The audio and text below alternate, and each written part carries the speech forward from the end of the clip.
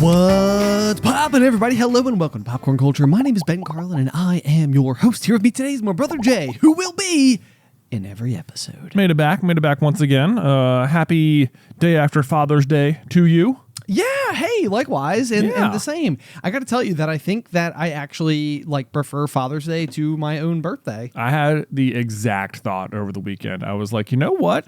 I think this day is hey, sure, I was born, I didn't have much to do with that. Right, yes. Right, yeah. I feel like I've been, I gotta... Hey, that was more of a mom day. Yeah, it was more of a mom day, Way to go, mom. Way to go, mom. I was like, this is I do a lot of work on this other thing, every day, Right. Yes. Yeah. No, it was really cool. There was, it was actually, I got ridiculously choked up and did not expect it at all. But because I was even there for the original picture, and there's a chance we even talked about it on the pop last week.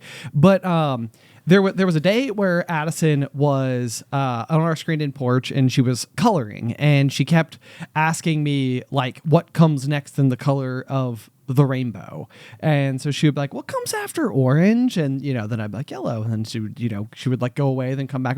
What comes after yellow? And so she did this really cool basically where she colored in the outside frame of the picture, and she kept coming in more towards the center with the different colors of the rainbow. And it was just really awesome. It was she wasn't just scribbling on a piece of paper and being look, I made you a drawing. It's right.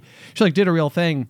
And so for Father's Day, Alice had gotten me these frames that you can interchangeable. It's got a door you can open, so you can put new artwork in. I've seen these. Yeah. And she came downstairs with two of them for me, and one of them had the rainbow drawing in it, from Addison. And I mean, I just immediately broke down into tears. I think it was just because Addie's it's her artwork, and she doesn't know even, I think, the full significance of the rainbow to me, which is that she's my rainbow baby, right? Because we miscarried before we had Addison. And so it was just this crazy full circle moment that I was Allie turned the corner and I saw what she was holding, and I mean, I just oh man, I just completely lost it. Oh man, but in the best way though. It was just pure happy tears, and it was and it was great. Even the way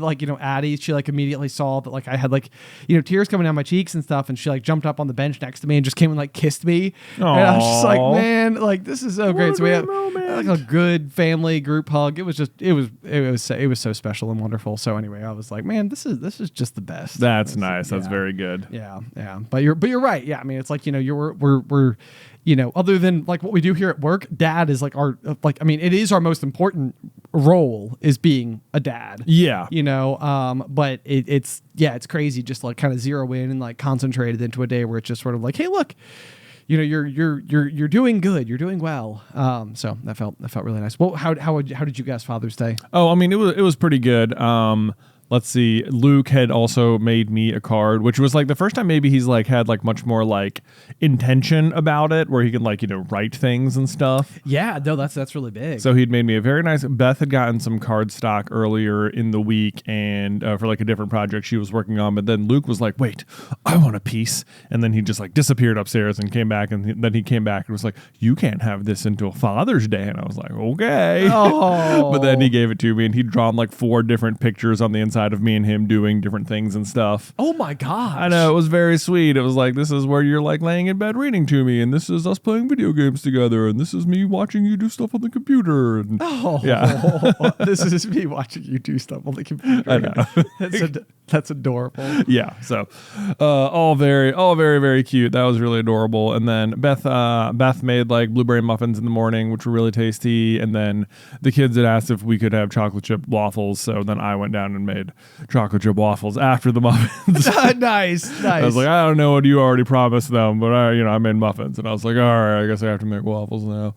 And then we all went and saw How to Train Your Dragon later in the day. Yeah. With the whole family, which also I don't think I've ever really thought about it as so much, but it's it very much is a father-son kind of movie. It really, really is. Yeah. I as I was watching it unfold, I was I don't know if this is on purpose or if it's intentional or anything that they released this film on like Father's Day weekend. Like you don't see them capitalizing on that very often. No, certainly not. Yeah.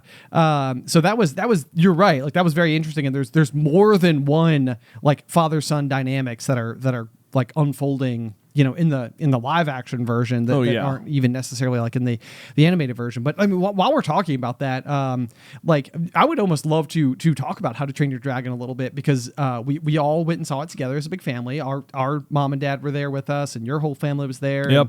Me, Allie, and Addie were there, and it was, I mean, just whenever you get to go to the movies as a family, you know, especially like kind of bringing some of those traditions, you know, to our children. Yep. It's like really just cool and special, and it really does demonstrate, I think, a little bit like how bustling and busy the world has gotten, and how easy it is for like phones to sort of be like a part of, you know, every exchange on some level, even if they're not like being used, even like sometimes like just like sitting on the, you know, the counter or whatever. It's like they're present, you know. But there is something nice about going into like the dark room, and you know, there's like the etiquette of you know, respecting the other people there who are taking in the movie as well, which means that, you know, you're all doing something together, but you're all kind of like focused on that thing. So that was just in and of itself special. But then I personally walked away from the How to Train Your Dragon live action with sort of like a like flicker of hope that I feel like was lit within me for what I think has otherwise been like a kind of like exhaustive experience with live action remakes,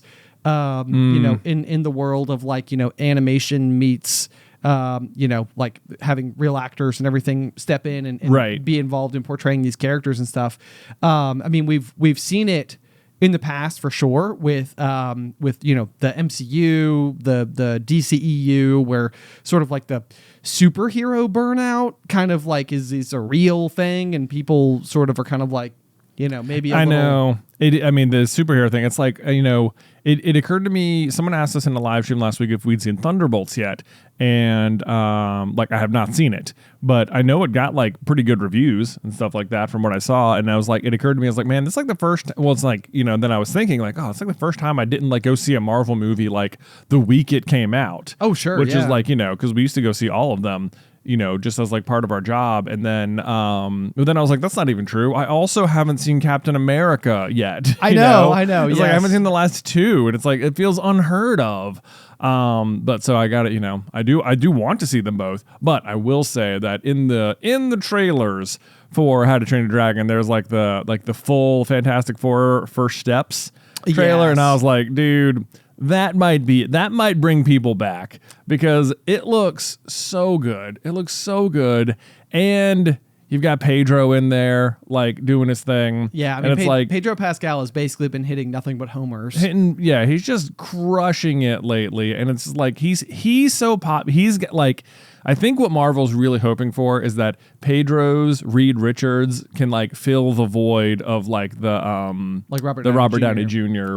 Tony Stark. You really need someone good, and then the real question though is that like Tony Stark sort of has like such like a specific kind of presence, like almost like an underlying, like not even underlying, just a straight up sassiness that I think brings a lot of like levity to what is otherwise sometimes very serious situations. But like Reed Richards, I like, that's like, it'll be curious to see how that character unfolds a little bit, because Reed does not seem quite as much like he's going to have a sense of humor. It doesn't seem as much fun, especially because you've got Johnny there, and he's like clearly the comic relief character in Fantastic Four. Yes, exactly. Exactly. Yeah. So, but you're right. I agree. I think that does, it looks promising. It gives a lot of hope. It definitely makes it seem like it could be a lot of fun. I love the styling that they're going with. Yes. It's very like, it's like 70s, like 70s, 60s. Yeah. Sort of look to it, because it's happening like in a different universe, which is also sort of nice, because it's like just nothing else is there. This is just its own thing right now. Obviously, it's not going to end that way. They're going to cross over and be part of the rest of it. But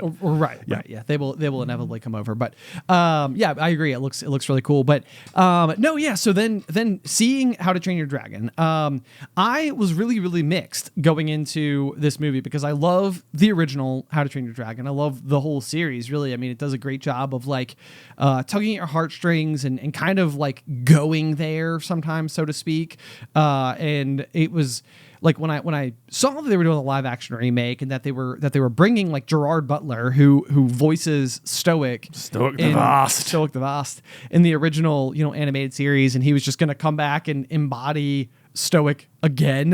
You know, you're kind of like, oh, that's cool, because it's been, I mean, I don't even know how long. I know since the original came out. And, you know, obviously Gerard Butler is 300. Yeah, he was in 300. Yeah. So you know he can be a big guy, right? Like, but it has been a while since that happened. So, you know, there's like cool little things like that.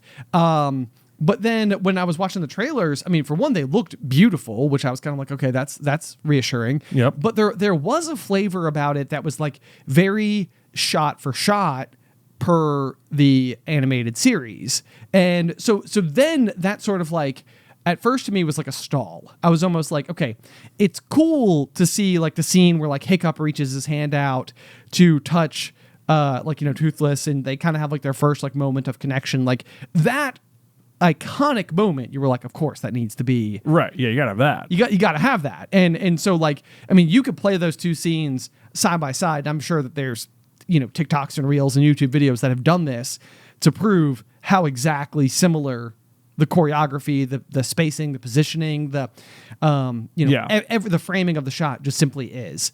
So then I'm sitting there wondering to myself, I'm like, well, if it's just like a shot for shot remake, like, do we need that? You know, it's like it's the age old question, you know, like that everybody seems to be asking lately, where it's like, who's asking for these remakes, and are they just cash grabs from studios because it's like a way to take a very well known franchise and hope that it scores big at the box office, and it's kind of like, you know, boom bam, you know, get some star power in there, right. You know, like whatever, like people, it'll be fun, people will go and see it. It's like a popcorn flick.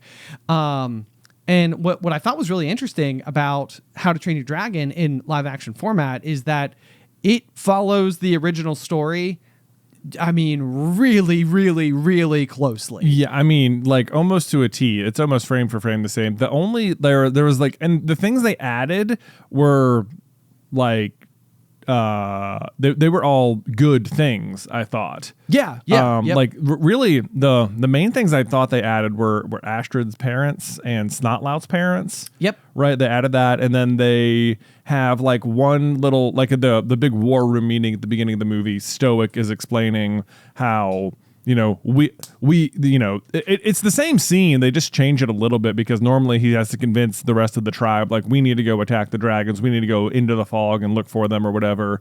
And they're like, no, we shouldn't do it. And he's like, this time he reminds everyone that we all came from different Viking tribes and came together to get rid of this problem. And like, so that's the main difference, is that like Berk is a collection of several Viking tribes instead of just one singular group of people. Yes. And like that's about it. And you know, then which then lends the whole island to just being a much more diverse place. Yeah, absolutely. Yeah. And I mean, I think it worked splendidly, but then otherwise, like it was remarkable to me how many of the same jokes and gags and everything that they just kept perfectly intact. Yeah. And so here was kind of my major, like while I was watching it, I was like, God, this is really fun. This is like really engaging and really cool to watch.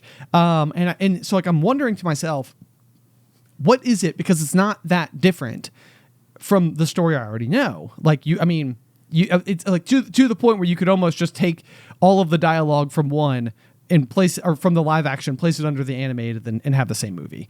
No problems whatsoever. And the thing I kept comparing it to in my head was that it reminded me of Broadway.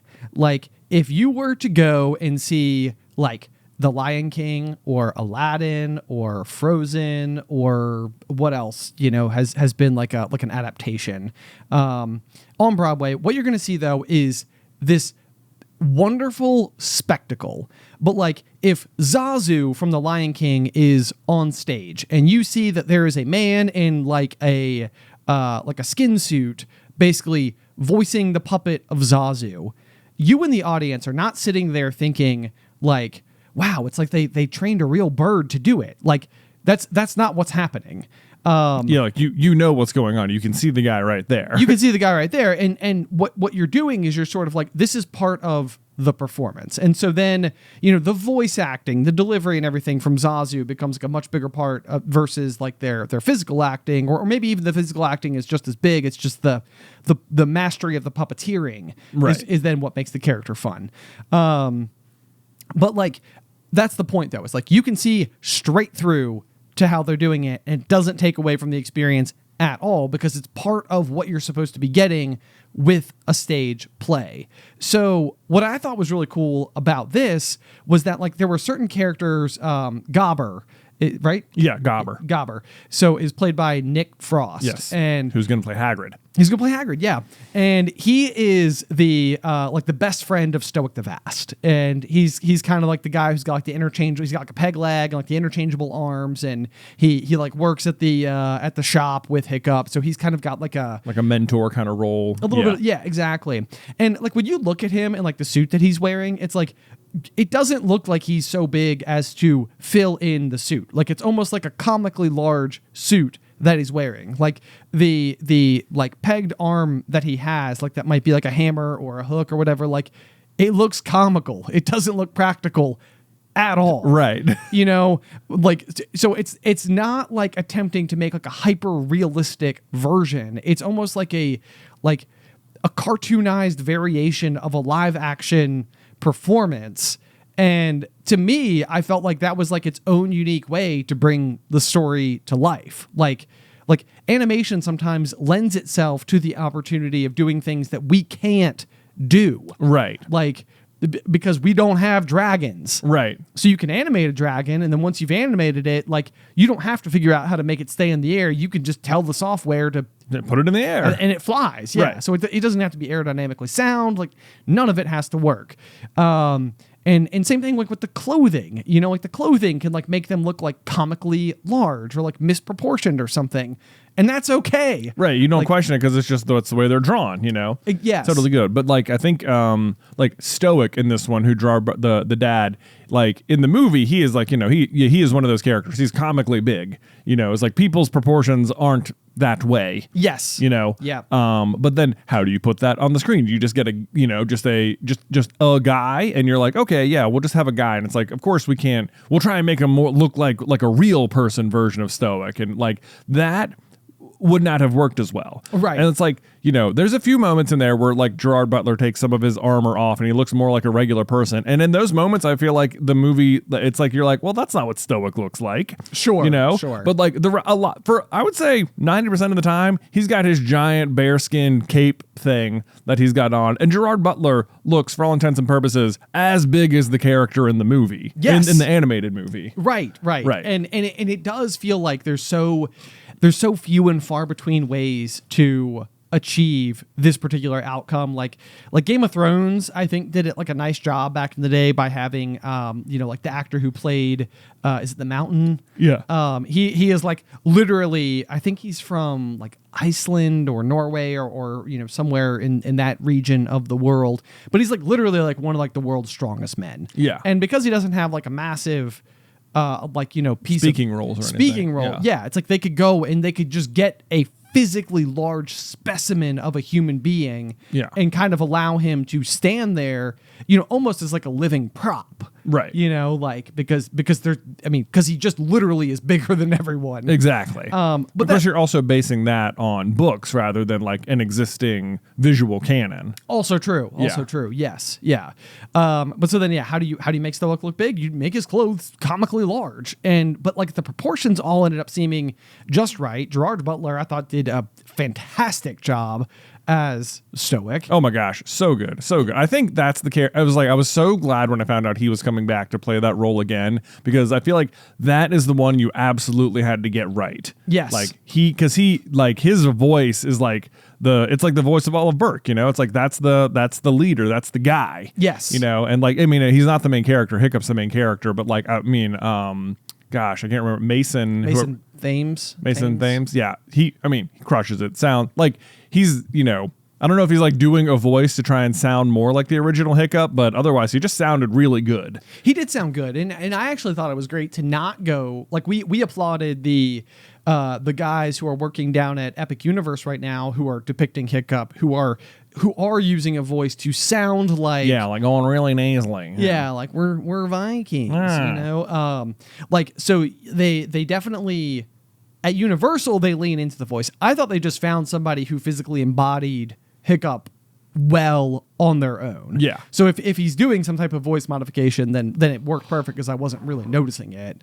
Or no, it didn't seem like he was trying to be the animated character necessarily. Yeah. But otherwise, I mean, I thought the whole thing was executed in a way that like just showcased storytelling using the live action format in a way that like just rang true. Like it just worked to me. Yeah, it did. It really did just work. I think this is the other thing I think that really worked for How to Train Your Dragon versus specifically the Disney live action remakes. Okay. Is that you've got a lot of what they do with the Disney live action remakes is they are taking the movies they made in like the 30s and 50s and 80s and whatever and like trying to bring them into the present. And the problem is that like their messaging hasn't aged super well. Sure. Or has received, 80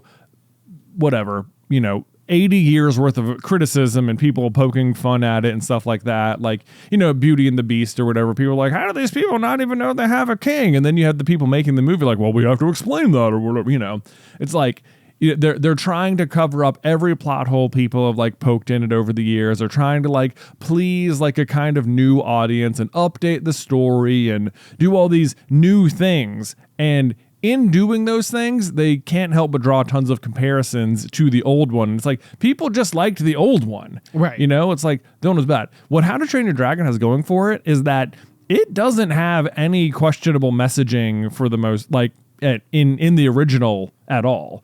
Like it's not having to fight against its own story. It's not like, okay, well that joke didn't land very well in 2025, so we need to change that. Or like this story doesn't work as it's like they kind of just got it right the first time. Sure, yeah. And now they're just doing it again. And like they don't have to change anything. So like why wouldn't they make it shot for shot, Right. Yes. Yeah, no, exactly. Whereas, but then they have like Snow White and it's just like, oh no, now they're gonna I haven't even seen Snow White, but it's like we're changing the ending. They're gonna be a big fight. It's gonna be over this. And it's like the prince will have a reason to fall in love with her. And it's not just that he found her in the woods and sure, stuff like that.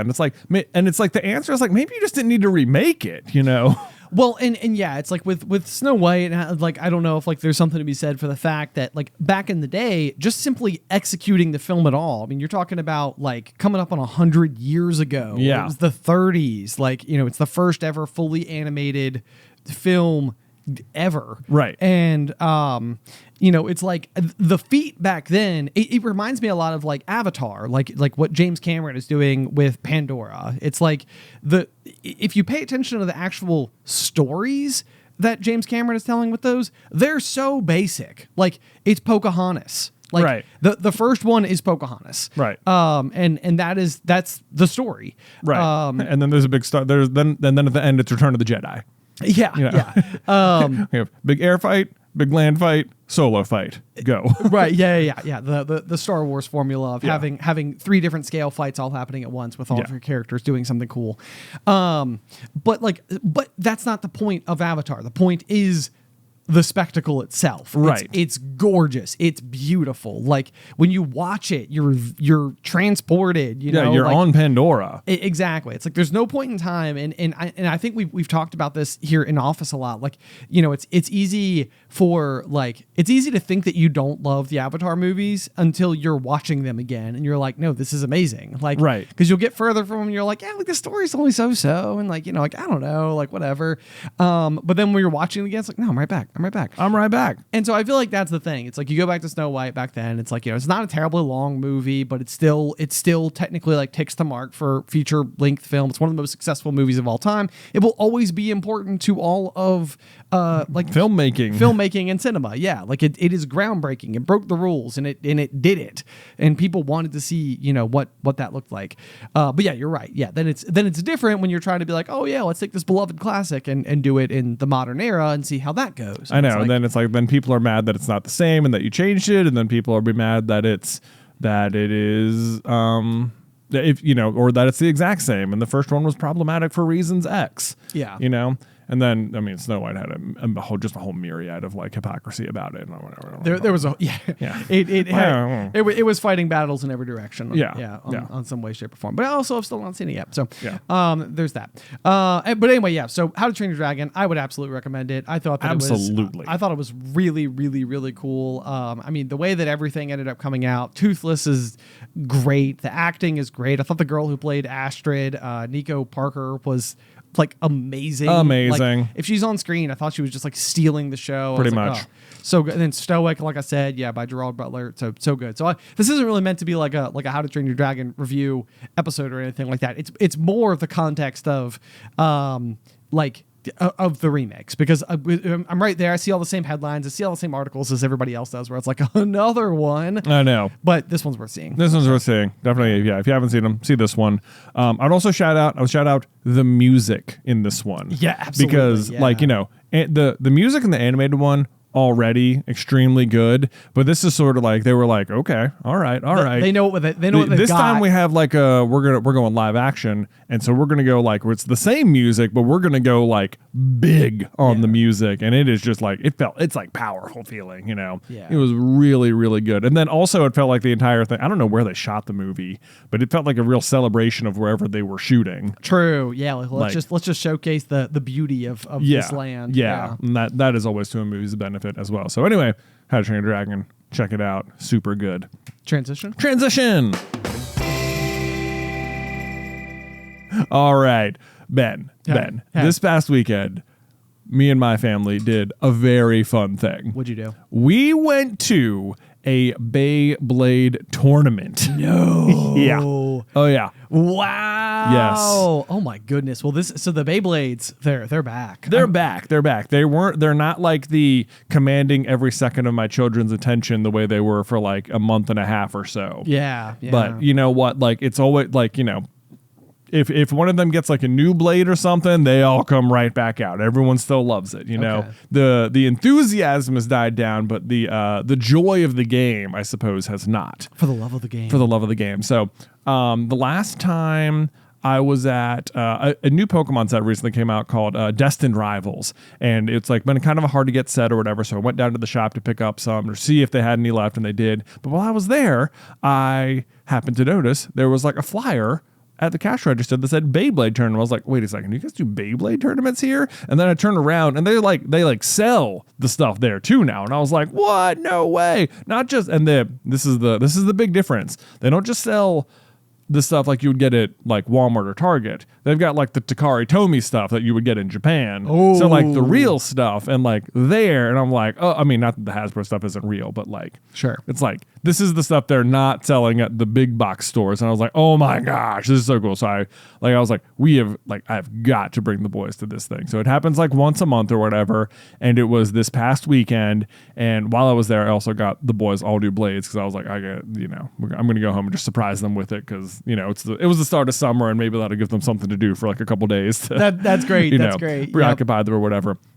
And so I came down Saturday morning and announced to them, all right, here's what we're doing today. And I was like, we're going to go, we had some errand to run first, but it was like, and then we're going to a BeyBlade tournament. And they were like, Luke was just like, wait, what? What? We're going to a tournament? And I mean, it was like lights out. He was so excited about it. I love it. Yeah. I love it. Your kids are so your kids. Yeah, absolutely. I mean, yes. Oh man. So then, I didn't entirely know what to expect either. Like, are we going to go and it's going to be, a bunch of, adults? Is it going to be mostly kids? Is it going to be who blades? Who blades? How serious are we taking this? Is there are people respecting the meta, or is it just a bunch of kids ripping blades and having fun? Right. Yeah. How are we going to do? How's it going to go? So I kind of looked it up a little bit to see were the rules, were the things I needed to be aware of and whatever. And it seemed like you did need to bring a deck, as it were. Okay. Which consists of 3 blades. So those would be the 3 you're using. So you own at least 9 blades then. Oh, we have much more than 9. Okay. Yes. And I was like, I'm not gonna compete. because I feel like I'm gonna have to supervise. Right. Just want them to have fun or whatever. So I was like, you know what, you guys can use any of mine that you want. Okay. Which I say mine. I don't care if they ever use them ever. But if I call them mine, then they don't argue about which ones belong to them. That's I can see the strategy. Parenting here. tip. Yeah. Just say they're yours and you're sharing with them. Exactly. Right? There you go. Yeah. So that gave them, then that also opened up the pool from their typical, like the ones they consider their own. I see. To balance it out there. So they each picked the 3 they're going to use, and then I just brought the rest too in case there was like a trading aspect, or like if we got there and people were like, "Oh wait, you should probably change. Do you have this? You should whatever." Right. See if you could take advice from people there. But me and Beth headed down to Blade Gaming, which it just happens to be the name of the store as well. I know. Yeah. Like no convenient. No direct affiliation. But, no direct affiliation. Yeah. But the same. Yeah. So this is also where I play like my Pokemon tournaments a lot of times. But those are downstairs. This was upstairs. Oh. So you head upstairs, and I think there was 20 people who were entered into it, and it was like a wide range from like maybe like early 20s to like 5, which was like Nick and Nate. Okay. Yeah. Okay. So were Nick and Nate the youngest, do you think? There might have been like a little girl who was like 4, but she might have been 5 too. Okay. There was like, and I think she was just there because like her brother wanted to come. Got it. Yeah. But so yeah, Nick and Nate were definitely on like the lowest end of it for sure. Okay. And then otherwise it was like mostly teenagers, maybe some like maybe people were in their 20s. I don't know. Okay. Like, hard to tell. Yeah. But no problem. but ultimately I think it was 20 people in the tournament. We get there and I'm like, okay, yeah, we signed up downstairs, and I'm thinking, if I sign up for a Pokemon tournament, I just sign up and they put my name in the computer and they're like, all right, we'll call you, and I'm like, cool. And they're like, well, do they have accounts? They need to sign up online. And I'm like, what, sign up online? How official is this, Are they like in the registry now? Then I had to like go make an account for each of them, which as I'm doing, I'm like, you need an email address, which of course none of them have. So I'm like, I guess I'll just use mine. But then I have, so me and Beth and like a third rogue email address now represents all 3 of them. Oh my gosh. Yeah. What a weird problem. It's like, I know. Okay, let me go through all my business emails. I know, but they're like acting like this is going to take like a bunch of time. And I'm like, oh God, I'm going to fill out the same form like 3 times and whatever. But it's not. It's like, what's your username and an email address next? And I was like, okay, that you guys are really making whatever. This is essential. This is essential. Is what you're telling me? Whatever. Right, but I guess there's like World of BeyBlade website official. If we're officially signed up, we're in the system. And they start going underway. They've got these like 5 stadiums, as it were, which are just like we're like what we have out there, where you play the game in. It's got like a plastic, like kind of like clear acrylic shell type situation, Yeah. and then there's like a dome with like a cog wheel around the edges, and then maybe like 4 little cavities in the corner that if you get yoinked, you might get blasted Exactly. into Yeah. oblivion. So, yeah. Exactly. So, if you don't know what Beyblades are, it's like they're called gear sports. That's how they're marketing it now. Okay. Yeah. If you're into gear sports, Man, I mean, yeah. Why not? All my sports have gear. Exactly.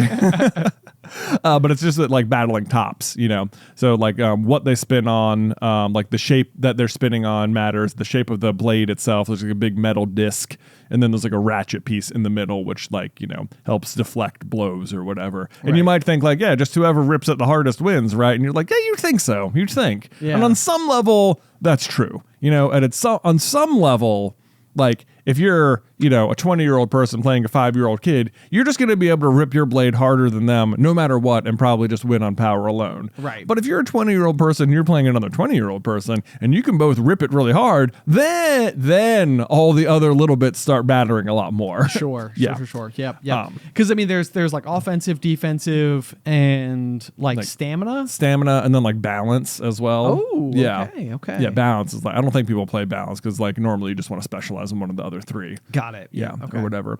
But so we get there and they start putting up the pairings or whatever, and it's like all of a sudden it's like I was so impressed with all 3 of my kids. Who Luke in his very first round was playing against someone who I think went on to win the whole thing. So we got a pretty unlucky draw in the first round. Round 1, yeah. Yeah, but and sure enough, the guys out there, I will say, to all of the competitors who are out there, all the teenagers who played against my kids, just thank you for being so cool with them. Oh yeah, sure. know. That's right, because you could have guys in there who show up and they're like, heck yeah, easy win, let's go. Like, Right. Or it's like, okay, these are young kids, you want to encourage like the prosperity of our activity that we all like together. Exactly. Like, you want them to have a good experience. Right. They're all very helpful. So they weren't just sitting there, like, all right, let me just, blast you out of the arena or anything. They played just regular, just nice, calm, whatever. Sure. That was good. And I think, so in like Luke's first round, no, like the way the scoring goes is you either get like 1 point if your blade just stops spinning before the other one. That's like the most basic. Okay. Yeah. The other, like if yours is still spinning, they're stop spinning, then that's 1 point. If you burst them, which means you just, their blade comes apart, which they're pretty easy to come apart, then that's like 2 points. If you send them into the corner pockets, that's 2 points. And then there's like a big like gulch off to the middle.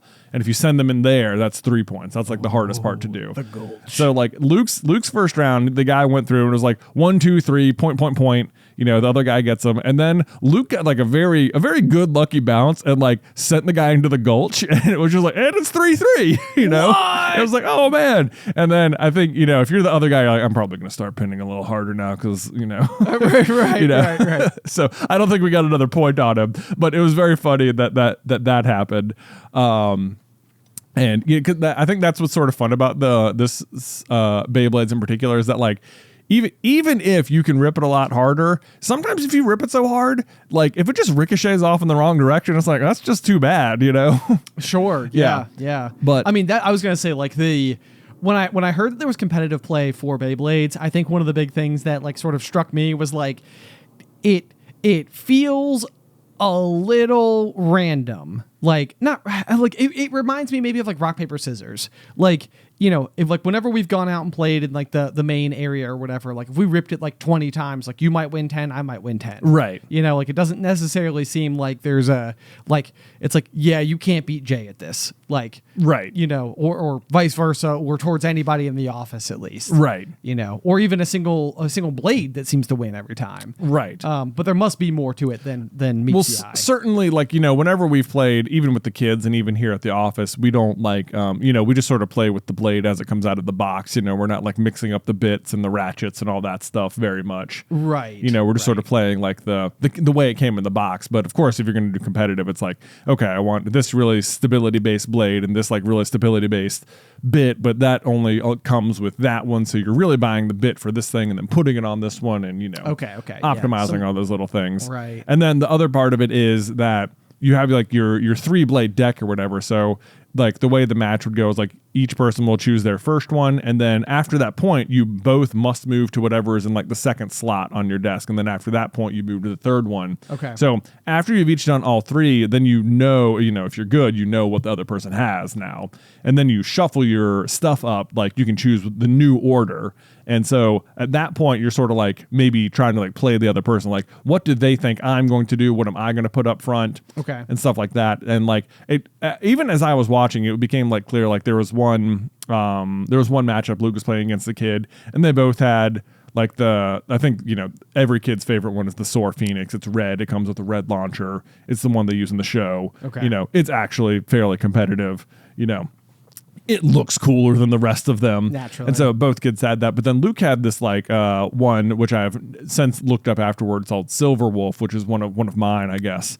And I was letting him use that. That one's also very competitive. And I was noticing that every time Luke used Silver Wolf against an opposing Soar Phoenix, he was winning. Okay. And I was like, oh, okay, I see. So like it definitely matters. Like this one will pretty much always beat that one, even though they're both pretty good. Okay. Like, even if it's like Luke could rip it a little bit harder than Nick and Nate for sure. Okay. Like, he had just enough oomph to like give him a maybe a little bit better chance here and there. But we got like 3 rounds in, and I think at that point all 3 kids were like 1 and 2, but they each like won a match. That's which awesome. was exciting. And it was like, even if Nick and Nate were like 5 going up against like much older people, they would just sit there and just stare up at them, and they would do it like it was completely serious. They had like no fear, no embarrassment at all. That to me was the most impressive thing. No, and that is, I mean, I think that like that bravery, like there is something that I think that always threw me off my center, like no matter what sport I was doing, no matter how prepared I was for anything, like even the best I've ever been at anything was rock climbing. And I remember going to a climbing competition once at our home gym, which I went to like 4 to 5 days a week. And as soon as it was like a competition environment, like everything changed for me. Like the way I was touching the rocks, the way I was like chalking up, like I was like overthinking all of it. And it was just like, I'm not doing well. You know, like this is like my worst. Like I would do better any other day at the gym, just goofing off. Right. And instead now I'm competing and it's like I'm ruined. Right. Yeah. Yeah. So I was very impressed. Like even like Nate especially, he'd just be making conversation with whoever he was playing against. You know, they'd be like 18, and he'd be like, "You're using that? I've got one of those." You know. Oh, that's cool. Just like so adorable to see them just talking to it and having fun. Like Nate was like, and of course everyone's being super helpful to them because they're like such kids. Yeah. But like Nate was over there, like he made, you know, he clearly whoever he played against was clearly like, "Oh, you know, do you want to see some of the stuff I've got?" And you know, he helped him like, you know. He said, you know, which one's your favorite that you've got? And he showed him like his favorite like wizard, you know, blade or whatever. And he's like, okay, cool. Let me see. I think I've got some cool parts that can help you like, you know, upgrade that one. And he's like, you can use it for the rest of the day or whatever. Oh, that's awesome. And so like he helped him build like a much more competitive version of that one, which was, you know, that was really cool. And then, you know, Nate was very happy with that and stuff. That's really neat. Yes. That's a special experience. And shout out to that person for just being like, let's have fun with this. Yes. So that was all very good. I think at the end of the day, I think Nick and Nate ended up with like 2 wins each, but Luke, this is what made the whole day. It was so funny. Like we're in round 5. Luke has won 2 matches. So he's playing against this other kid. He looks like he's maybe like 14, 15. And Luke, I would say, probably had the best deck of my kids. Okay. He had, I'm not going to matter. Doesn't matter. But they're going through the first round here, and just, you know, Luke's ripping them as hard as he can. And I think he just like lucked out that he had like good matchups per blade or whatever.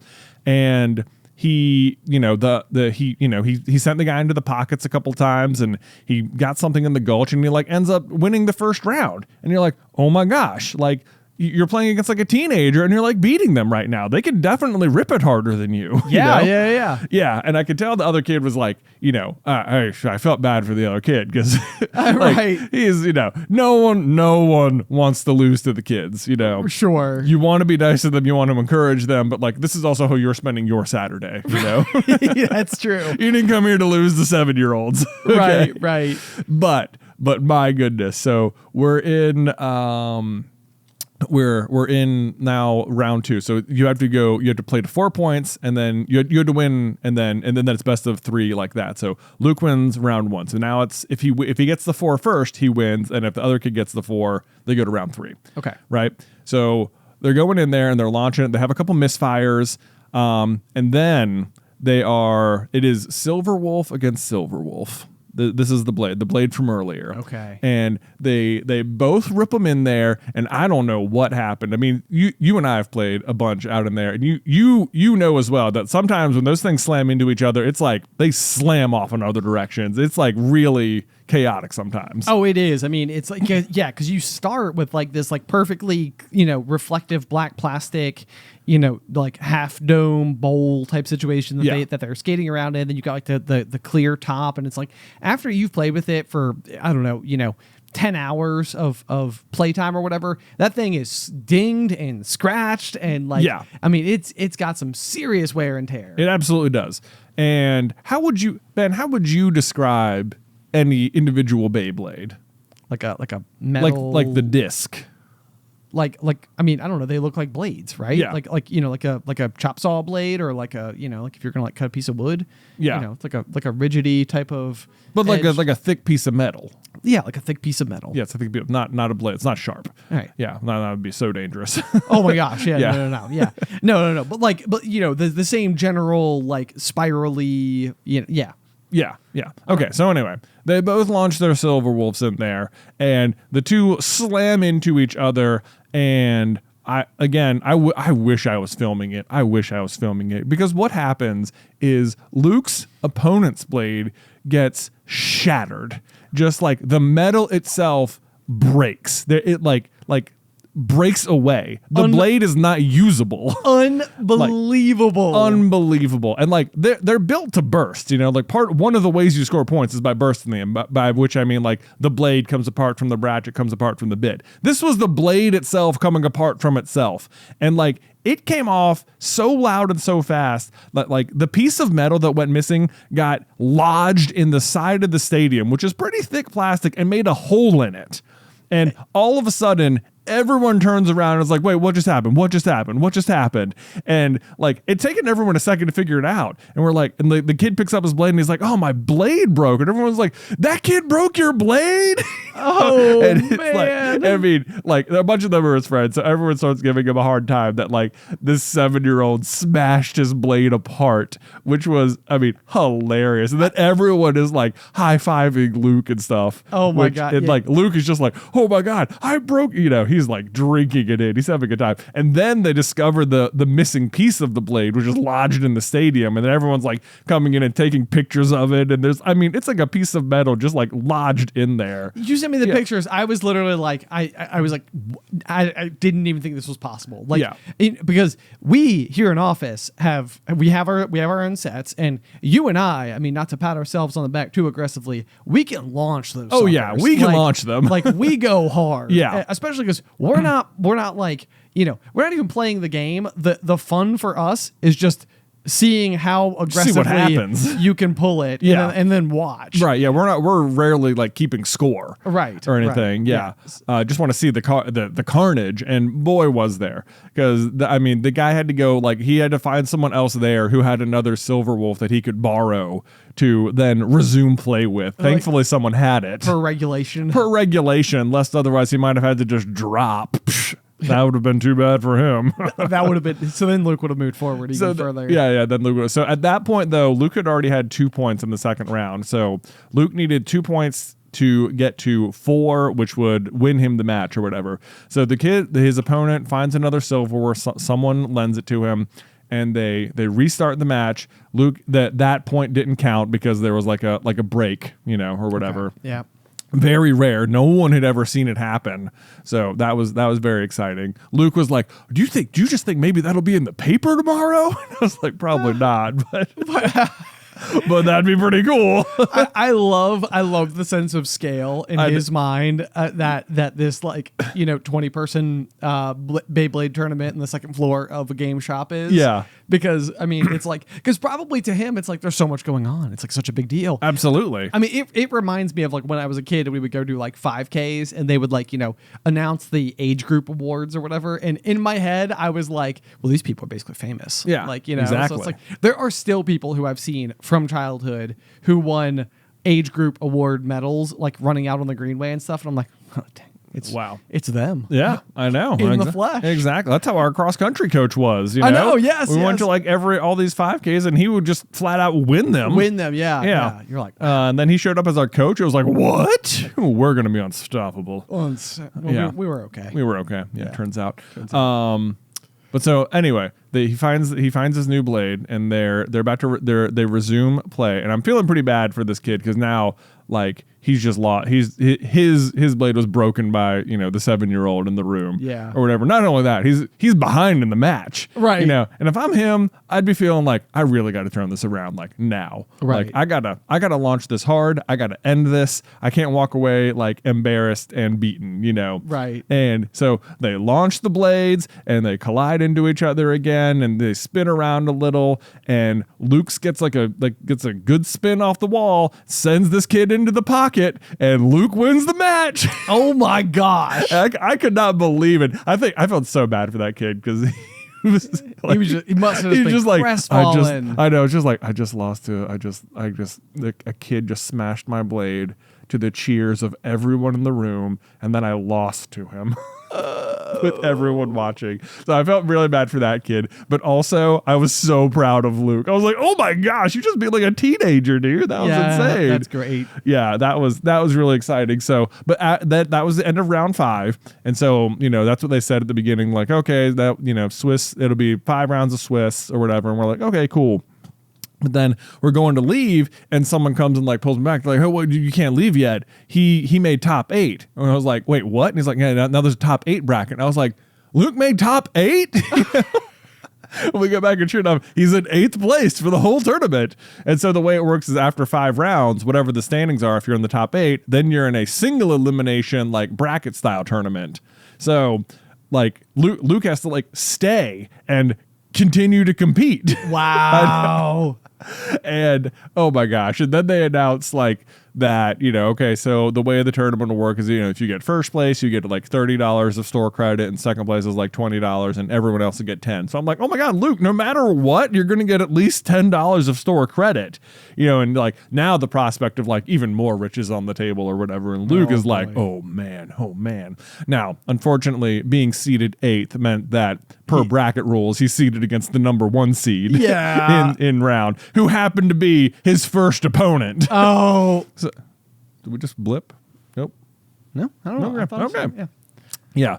So, and definitely now that we're in the top 8 round, he was still very cool about it or whatever, but it was definitely like I'm definitely going to have to go hard on you now. Yeah. And so we didn't score any point. I was hoping we would get like a good accidental bounce, like somewhere in there, and that Luke would get some points. But man, I took video of it. You should see Luke's stance. I mean, he is like in a power stance. He's down low. He's ripping it. It was so fun to watch.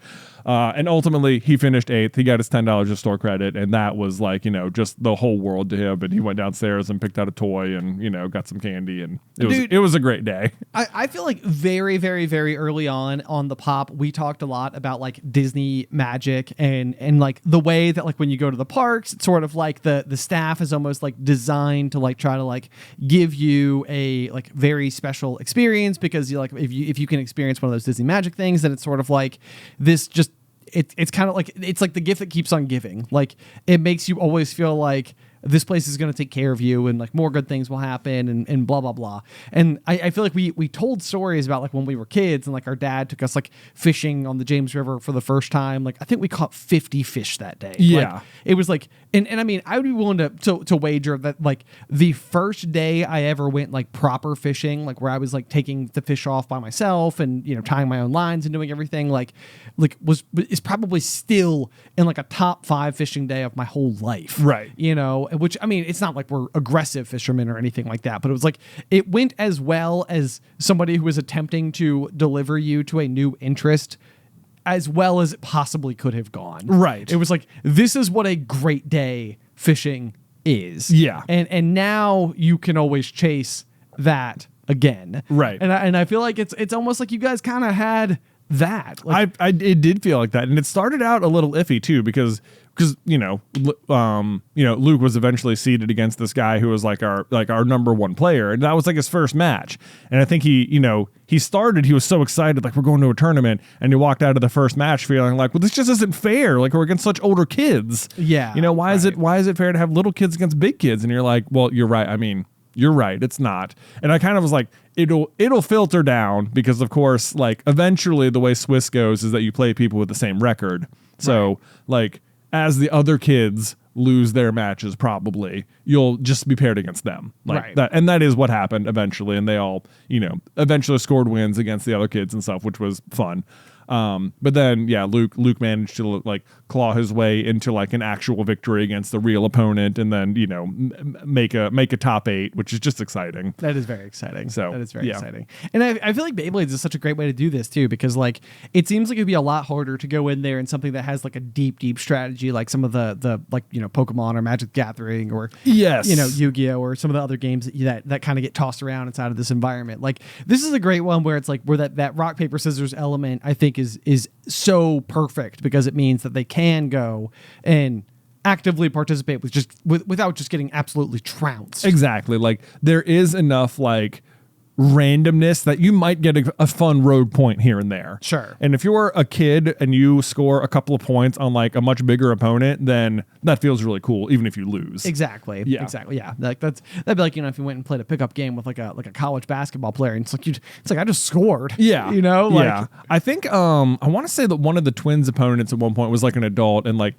he won the first round, no problem. And then I think like during the whole second round, he was just sort of like soft launching to like let them score points on him. Okay. And then like in the third round, he's like, okay, cool. Like, I'm glad, he was happy to like let them get some points, but he wasn't about to like lose the round. Sure. So then, he like kicked it up again. But I was like, I really appreciated that. Like, like good for you. Thank you for letting them get some points, Faith in humanity restored to a proper level. Well, it's like everyone's like that. I think because Beth came with us too, and she was like there helping, manage the chaos or whatever. Sure. And she hadn't been to like any of these, like card game style tournaments or card store style tournaments before. Right. And she was like, everyone was just so nice. Like everyone was like really helpful and really like considerate. And I was like, yes, I know. Everyone's always so nice, aren't they?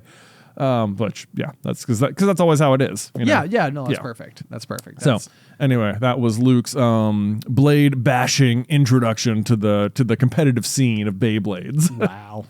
What a day. Will there be more? Dude, I was so like, I left there and I was like, my cup was so full. I was just like, I was so proud of all of them. And for Luke to have like actually done well too, I was like, this was amazing. I was like, I went home. I was like, I am looking up like official, like optimal builds and things, Right. Like, oh, I'm ready to spend money now. send them in with the best foot forward. Right. Yeah. Here we go. All right. Let's do some real stuff now. Right. And then I was like, as I looked through it, I was like, you know what? It's less surprising that Luke did well because all three of the blades he ended up using were like, well, two of his three were like genuinely competitive blades.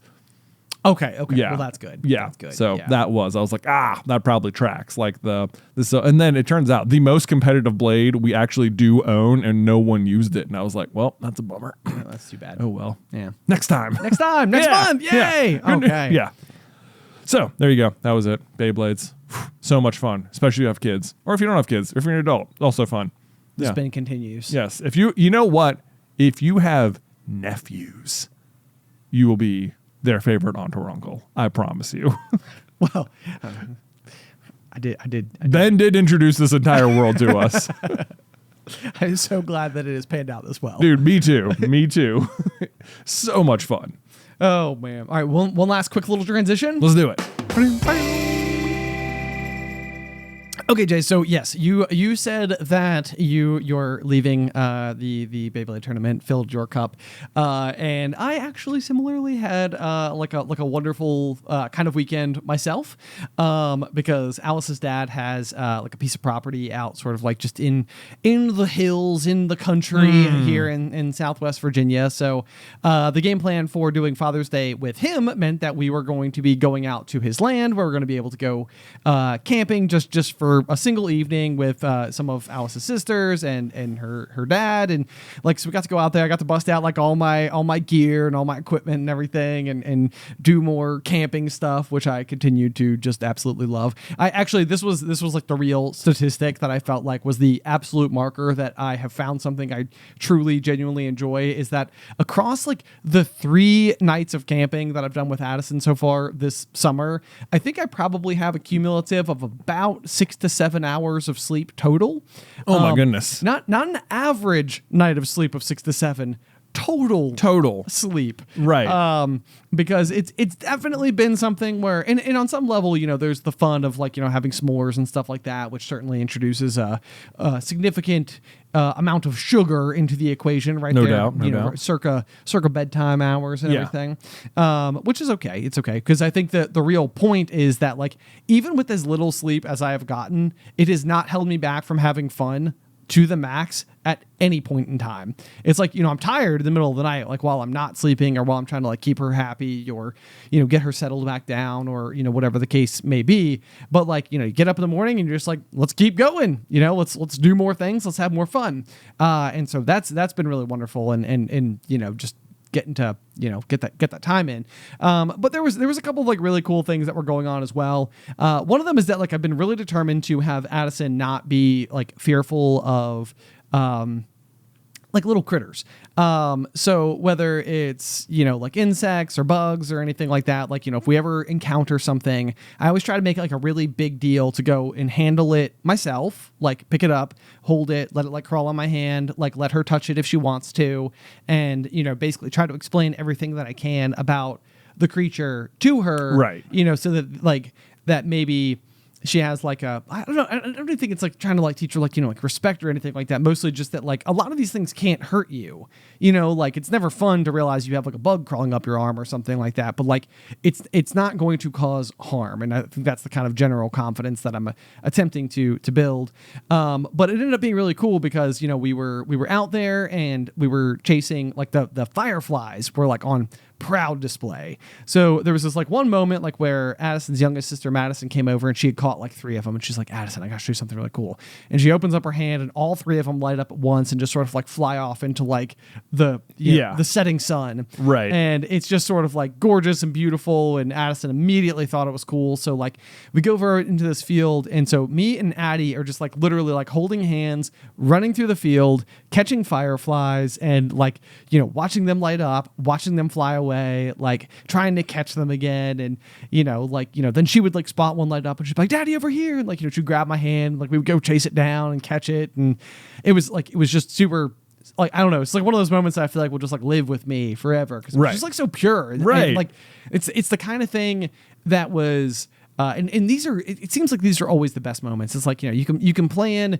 cooking over the fire, you can plan the s'mores or, bring music or treats or fun, drinks or, a sleeping bag, like all the tent, like whatever. Like there's things you can account for. Then there's the things you can't. And that was one of them. And then also right there, next to the campsite was like a small like retention pond. So it's not necessarily like a decorative pond or anything like that. It's just sort of like where the water pools and, it's got like a natural bottom and like whatever, and it's full of frogs. And again, Alice's youngest sister, Madison, was fantastic at catching the frogs. So that was another one that ended up being like a total hit, was like Addison kept being like, I want to go catch more frogs. And so where she was a little hesitant to handle the fireflies, for whatever reason, she was completely fine with the frogs. With the frogs? Wow. Yes. So like, we would have them like in our cupped hands or whatever, and we like kind of open it up because you don't want them to like, jump away or get lost in the grass and not be able to make their way back to the water or anything. So like we're kind of like, we're like, Addie, do you want to try to like hold it? And she's like, okay. And she literally like with her tiny little delicate hands, she reaches forward and like grabs it like right, like exactly the way that you're supposed to like handle it. She picks it up, she puts it in her palm, and I mean she's like running around showing everyone like I'm holding a frog. I'm holding a frog. I'm holding a frog. And I mean, it was just the cutest thing in the world. And it was like, then we'd be like, okay, I think we need to go put the frog back in the water now. She's like, okay.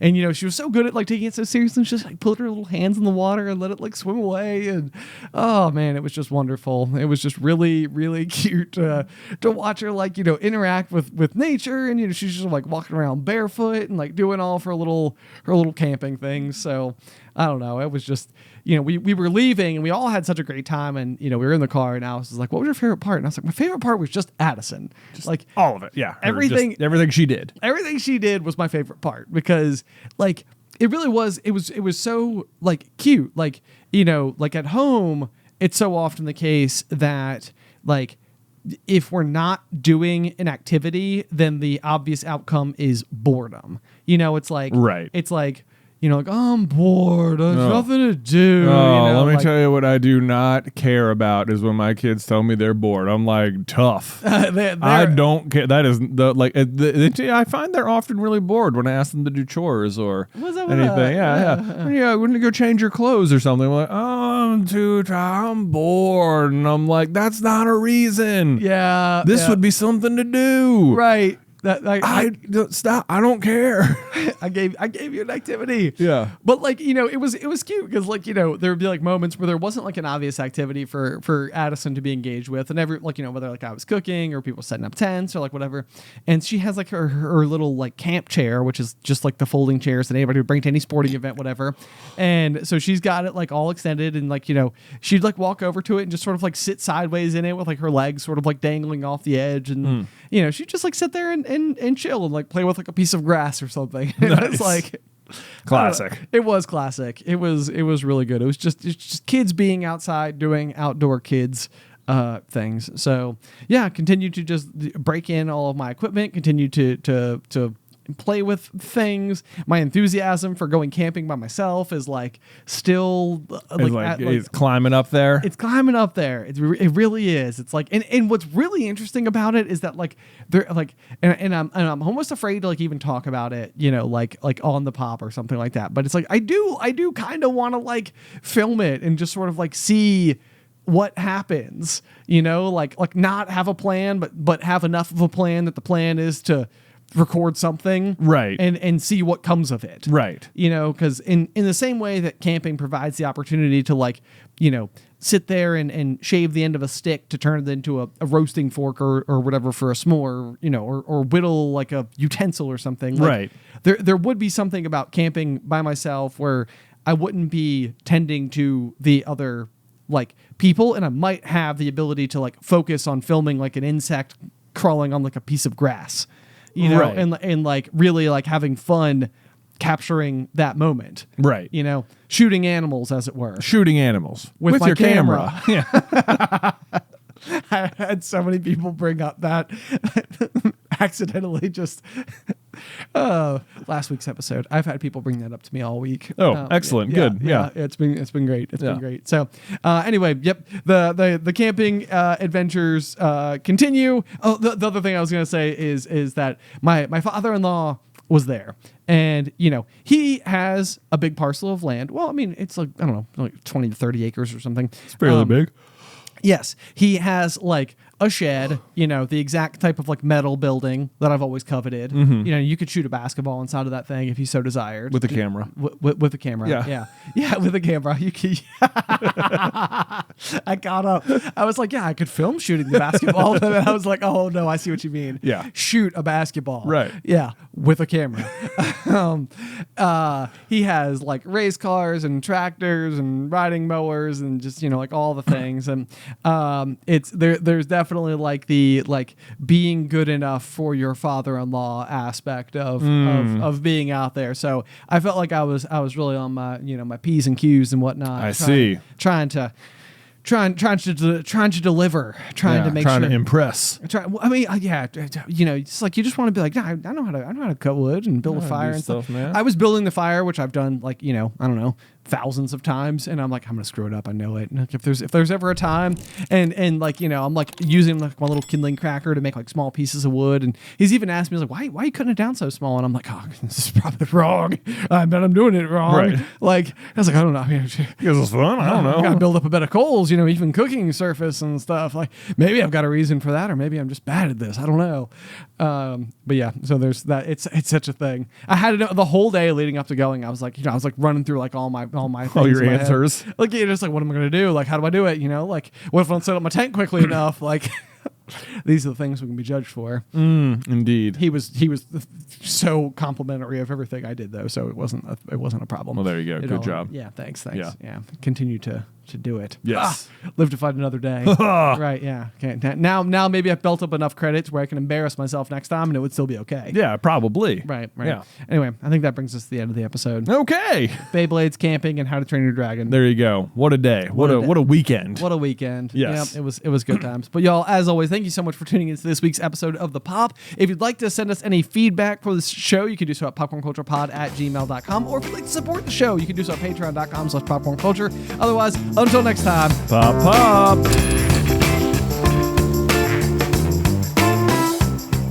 Today's episode was edited by Isybelle Christley. Vaishon Brandon does our art. Catherine Stein is our production manager, and the show is hosted by me and Jonathan Carlin.